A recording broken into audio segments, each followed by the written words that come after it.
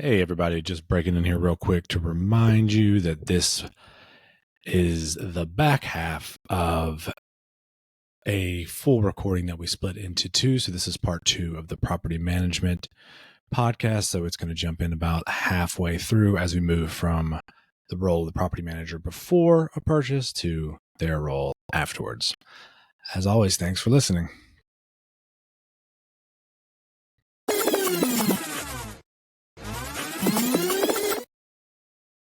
Hello, welcome back to the Get Invested podcast. I'm excited to be here with you today. I'm Jordan, my co-host Matthias over there. I think we got a nice chronological approach here. Yeah. What it is, what it means before a buy, and what it means after and in the investment period. So let's move on. So Heather has guided you to a safe space. You have signed the loan, got the property. Yep. Yeah, you've decided, here's the renovations we're going to need to do, et cetera, et cetera. All right, so, I mean, what's the typical process for actually putting someone, I know, because we just kind of went through this, like, how does that normally play out, putting someone on the ground through, say, SVN, et cetera? Because you got to start running the place eventually. Yeah, so, I mean, it all depends on the size. If it's big enough to warrant its own, when I'm buying this property, say if it's big enough to warrant its own on-site manager, then we would run it almost like the inspection, like a job interview with that current manager, and we go, hey, how are they? See how they're interacting with tenants or potential tenants. How are they just generally Are they professional? Do they know the property? Do they care about the property, or is this just a job? So it's almost a job interview in that, because we really would. There's a huge benefit to having somebody who knows the property in and out when you buy it and take over it, because again, nothing's hidden to them. They know about everything, so it just makes it that much easier. But if we're able to hire that person on and they fit the system, then we'll just hire them under the umbrella of whatever our local management company is. And Mississippi, it's SVN. Basically, that's kind of the initial where we would go on the ground, is we'd try to hire on the people if they fit the bill. Otherwise they would probably install somebody from headquarters until they hired a local that kind of fit the bill too. Those are kind of the two options on a site that big. Otherwise, if it's a smaller property that doesn't, it's not, maybe it's only like 40 units. If it's not enough to have somebody on site all day, every day, then they would assign it to a manager in that area who has other properties in the area where it makes sense to send maintenance people back and forth and kind of spread it out without having to spend too much money on just one, extra money on having site visits and stuff there. So it really depends on the size. But so what's that cutoff? What's the threshold for at this many units you need somebody on site? Well, two people, I guess, at least, right? Property management and a maintenance. Right. Usually I'd say the cutoff's 55, 60. Anything above that, it'll absolutely pay for an on-site manager and maintenance person. If it's smaller, it kind of depends. It's an economic factor. So it's basically, one, smaller sites typically don't even have an office on site, so you would have to convert one of the units or something.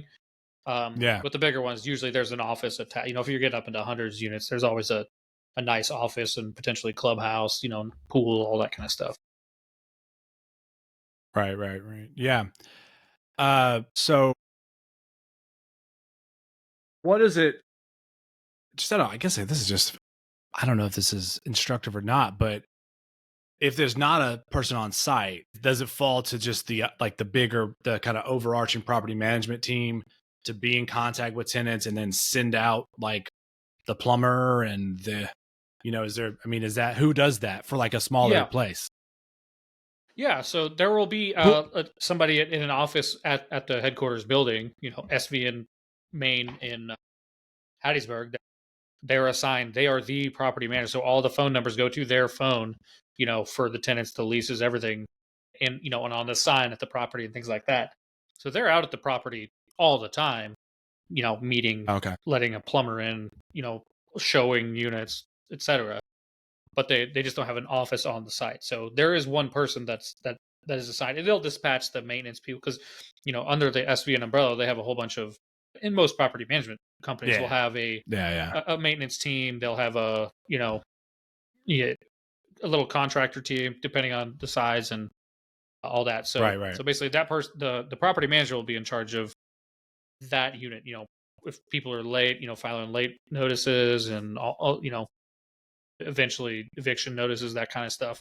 That's their job, and it all flows through them. They have help for the accountants on staff or whatever too, that will do all the day to day. Hey, this $50 check was for you know a toilet lid or whatever. They'll classify all that for them so that when we get our statement at the end of the month, shows all that. But that he or she, that personal manager, is the one who oversees everything to do with that. Right. Now, I mean, that's I guess that has certain limit. Well, I don't know how many different offices say SVN might have in Mississippi, or actually all over the place, but that implies that there is an office nearby of SVN in wherever it is that we're getting a property, right? Like, so that is Yeah, I mean another kind of layer to it.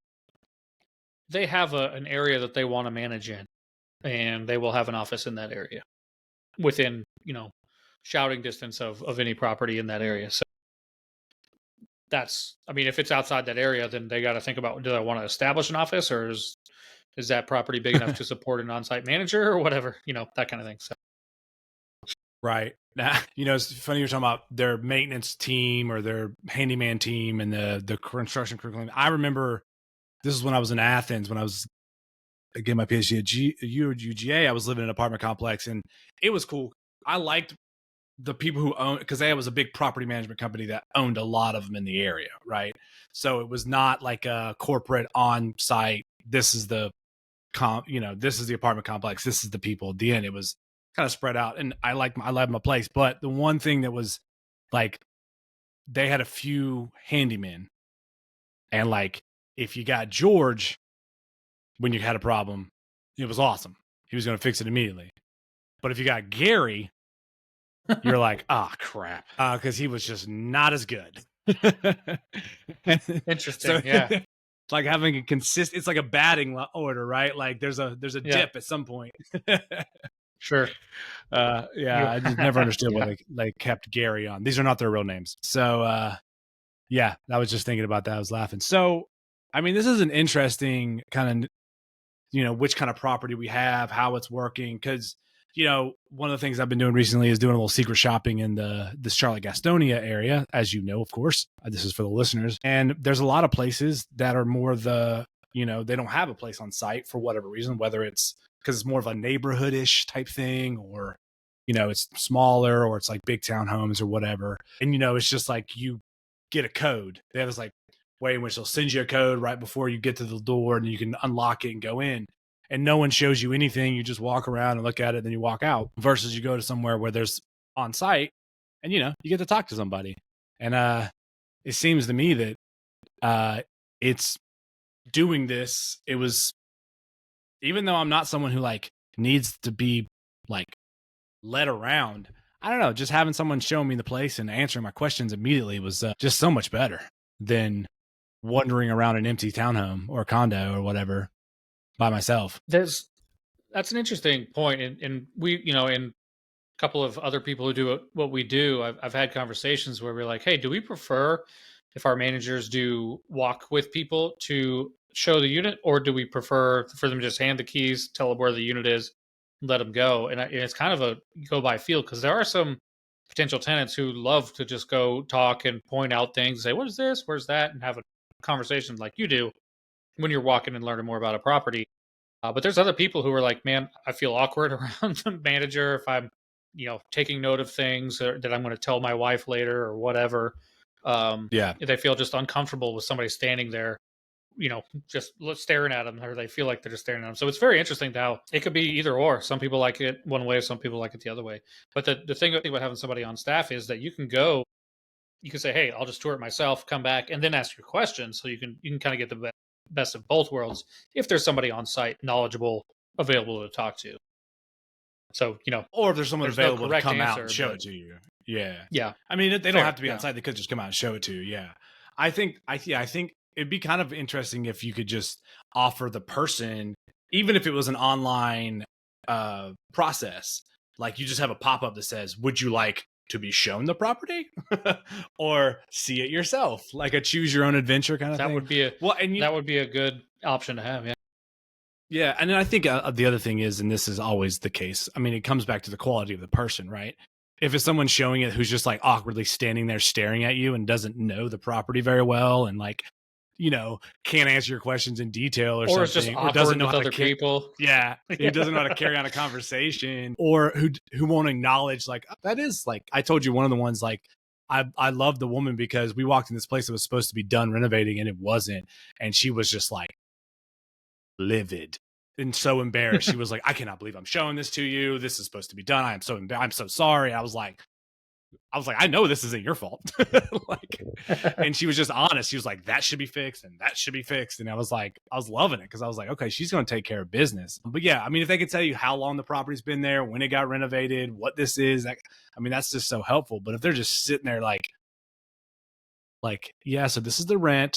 I mean, yeah, obviously it's going to be awkward, but Sure. it's just, I mean, the thing is, how they say athletics is the like front porch of a university, right? Like a Yeah. lot of people get to know about a university and will contribute to a university in part because they get to know it through sports. I mean, we both have brands. Our alma maters have brands that's very much the case. That this is very much that same thing, right? Like that person to show it Sure. to you is very much the Yeah. front porch. Very true. The face of the Yeah, property. Yeah. Yeah.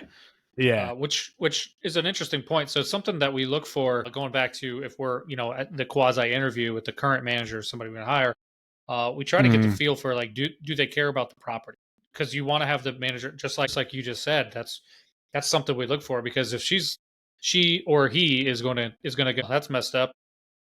Somebody they made a mistake, and doesn't. But the fact that she's like visibly and audibly upset by it and perturbed is Yeah. is good because that means she cares about the job and cares about what the state of the property is in that brand. This is not supposed to be this way. This is not the best foot forward to customers.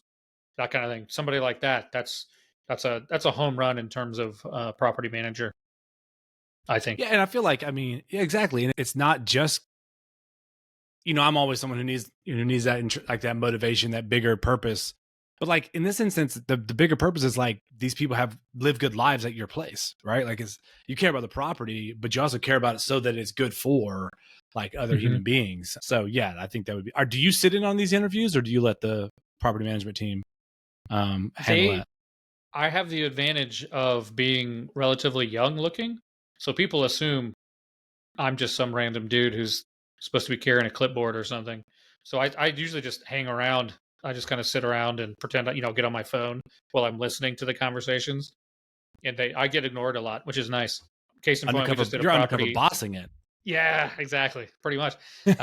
We just did due diligence on a property, did an inspection, and I was very much doing that in the background. Heard a bunch of the conversations between the current manager and the staff, current manager and prospective tenants, and she was amazing. And I intentionally didn't tell her who I was ahead of time because I didn't want her to put on some sort of Mhm. front front front face, a facade of who how she works. So I just saw her operate for a day and it was awesome. And if that moves forward and we buy that property, we'll keep her on.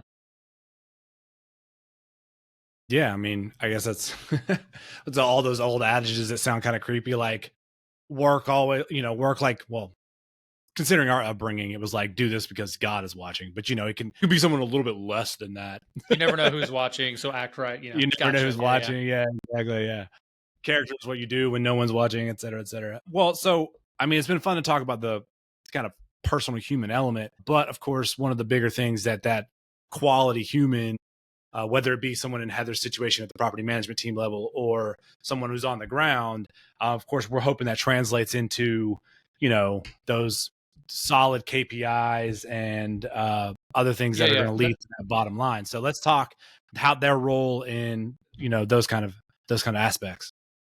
Yeah, so we say KPIs as key performance indicators. Basically, how is the property itself operating? Is it, how long does it take to turn over a unit between an old tenant unit leaving and a new tenant coming in? What is the, I don't know, how's the marketing? How quickly are we marketing How quickly is the team turning a unit? Not just the leasing side, but also the maintenance side is, if repainting is needed to be done, how all these are different, percentages, stats, statistics basically that we monitor, try to keep up with the maximizing the efficiency of the property. And one of the keys that we look for in a manager to accomplish this best is the organization. Do they forget stuff? Is everything where it's supposed to be in terms of paperwork and inside the property management software system? Those are really good indicators or tells that you're operating efficiently. Is it if we aren't overlooking things or getting backlogs of certain, hey, may have we filed on these people or XYZ, all these different things. So those are things that we pay attention to make sure that we are operating the way we want to on executing our business plan for a given property. Yeah. So, how much is the person on the ground involved with like the renovation plan? I would assume that that's going to be separate from them, right? They're going to let you know someone's moved out, that there's a one in line, and then, that's a construction crew. And that seems to be separate from that day to day. Yes, and no, because the it depends. Obviously, everything the answer to everything is always it depends. But basically, if it's a significant turn to where we're putting new counters, new flooring, whatever, then there's more coordination that goes on. But basically, that the person on the ground is the touch point for getting the contractor team. If we're above and beyond what the handymen do, and we're hiring a third, third or fourth party a construction team or whatever to get in and do it. They're the touch point because they have access to the unit. They provide access to the unit to the, whatever the construction crew is. They know when it's going to be vacant. They do the inspection, the post move out inspection. So they aren't necessarily in charge of that. Whereas it's either it's incumbent on me to make sure that I have a plan for each unit as it comes vacant, and that I tell them the plan. They're really the execution of the plan. They don't necessarily build the plan, depending on if it's just like, hey, you got to paint the walls and clean the carpets. Okay, they could coordinate all that and they'll have it done as soon Yeah. as it becomes That's, vacant really yeah. quickly, that kind of thing. But if it's a bigger project, then it's coordination ahead of time with me, and it's on me as the asset manager to tell them, hey, we're gonna for these two units in that building, we're gonna do XYZ to them as soon as they become vacant. So as soon as you get the notice, of non-renewal or whatever, we're going to do this. Here's the plan. I provide the plan to them, contact touch points, and then from there, they have almost a checklist to follow. Hey, call this guy, tell them it's going to be vacant, ready for them to work on it on this date, and we go from there. I mean, what is on that note? So, this is kind of depends on turnover, right? I mean, whether it be a basic maintenance or it in a lot of the investments we make, there's going to be some renovation plan. And, for the most part, we have to wait for them to move out to make that happen. What is that? What is an ideal kind of turnover rate? Honestly, it can't be 0% turnover because Oh, we would never be able to improve our properties. well, that's like a vacancy rate. Think your turnover rate is measured in this. How long is it between? Like I said, is it so we're looking for anything less than Oh, really you're talking a about, week to two okay, weeks. I I'm see. talking about time in between. Um, Yeah, turnover yeah. rate is a thing to measure because, like, hey, how often are people moving out and leaving the property? And we make it a point always to ask why people are moving out. And if it could be, oh, hey, we're going to buy our first house, or I got orders to go somewhere else. We're leaving town. That's different than, hey, we found a better property and we want to know what was it about our property that we didn't meet the level that you're getting at the next property. So we care about Mhm, that. But anything less than 2 weeks is generally good. And you can't always achieve that because sometimes you'll sign a lease and the person can't move in until the beginning of the next month or whatever. mhm. Excuse me. So we try to keep it 2 weeks, 2 weeks or less. That's a good aim point. You're going to get your maintenance done. You should be able to get your maintenance done much quicker, but it's kind of unreasonable to assume that we don't have a big enough property. Maybe on a 300 unit property where there's at any time there's 10 coming vacant and 10 being filled, you can get a little bit closer to your optimal turn time. But uh with like in Hattiesburg, 55 total units, it's we might have one coming vacant per month. And if the app, once you market it, even before it's vacant, you market it, get applications in. They're like, cool, I sign it. They sign the lease, do the deposit, but they still don't move in for another 3 weeks. Just, you know what I mean? It just works out that way a Yeah. lot. So Yeah. So yeah, I guess I learned that in the real estate game, turnover is the amount of time it takes for between someone moving out and someone else moving in, whereas vacancy rate is it's turnover people period. leaving. Vacancy rate is how vacancy. Yeah, I mean they kind of go together, but when I Yeah. think of turnover period, I'm talking about how long is a unit vacant in between tenants. Yeah.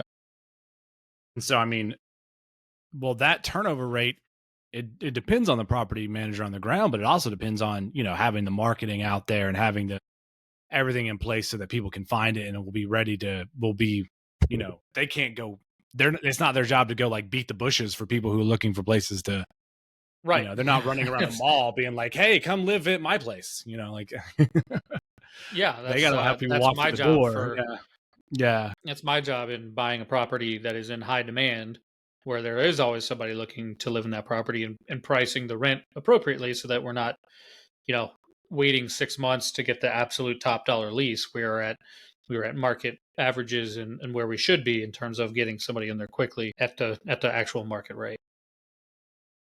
Right, right. I mean, so one of the things that we haven't really named, but all of this falls under their efficiency, their organization, their friendliness, their ability to get things done, them staying up to date. I'm sure that the job is in a lot of ways easier now because they don't have to collect checks. People pay You'd online be now. surprised how much that happens. Oh, You'd be surprised how much that oh, happens.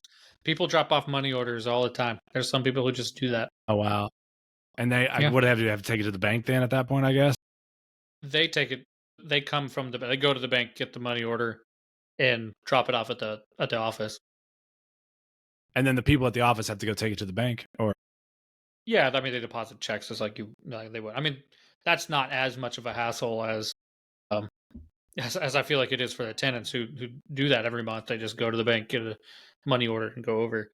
But I mean, it could be any number of reasons. It could be they don't have an account at that bank, or locally they don't like to do online Mm. banking. There's a lot of people who just generationally just aren't interested in online. They don't understand it. They don't like it. Well, I Don't wonder why they trust don't it. have checkbooks.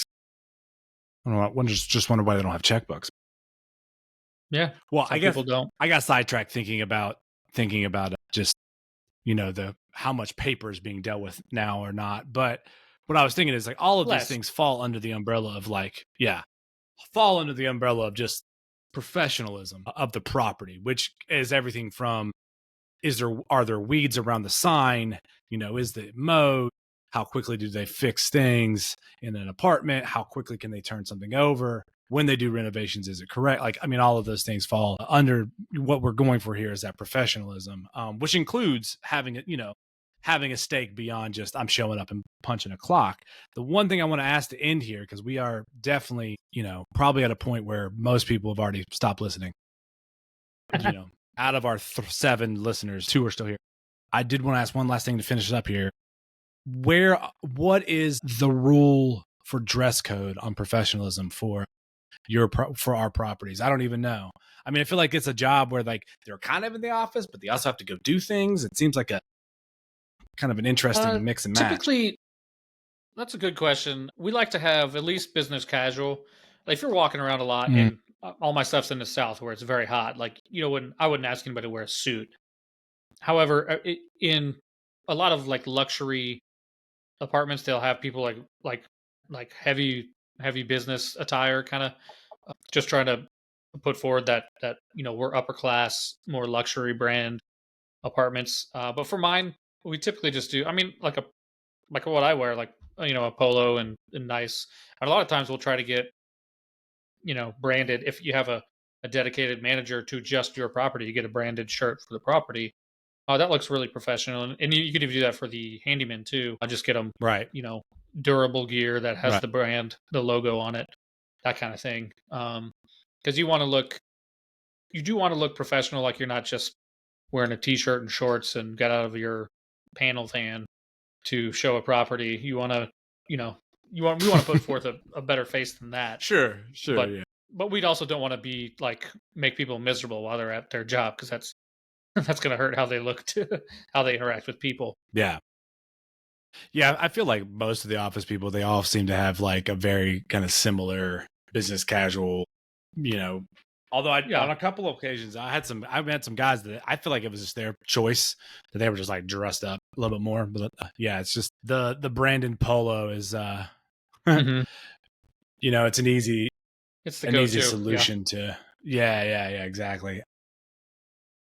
Just thinking about when I was teaching, that there was definitely some teachers, guys mainly, that's like all they did was just like an AK polo and khakis. Of course, that's not what I did, but it's an easy one. It's an easy one to do, for sure. you can guess we All all would right, have done. well, yeah, I pretty sure I could. Probably should wrap it up here. I did want to say, I know I gotta ask you to like and subscribe, smash that button, push a heart, whatever it is that is available to you to say that you like it. 5 stars, please. All of those things. But Rachel, my wife, keeps mentioning to me that we should shout out to people who are listening. But the way that the metrics works is we actually don't know the individuals that are listening. So if you want to drop us some kind of comment, There we go. or send us a We could message give of you a some shout sort,